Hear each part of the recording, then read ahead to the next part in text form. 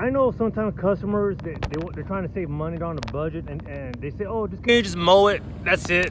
Just mow it. So that's a mow and go, right? A mow and go, okay? I could do a mow and go, I don't mind. But y'all, this is not a mow and go. Ready for this? That right there. Look at that, y'all. That's not a mow and go. That's a mow and I don't know what the crap that is, all right? That's a mow and I don't care, okay? All right, so don't do that, okay? Because that's bad, all right? You're leaving yourself a bad reputation, all right? And that's bad business, okay? All right, so, hey, that's not a mow and go. Mow the grass right. If it's large clumps, oh freaking well, okay? All right, they get what they paid for, okay? But that's not what they paid for, okay? To leave it on the street. You need to blow it on the grass, okay? Blow the clippings off the street onto the grass.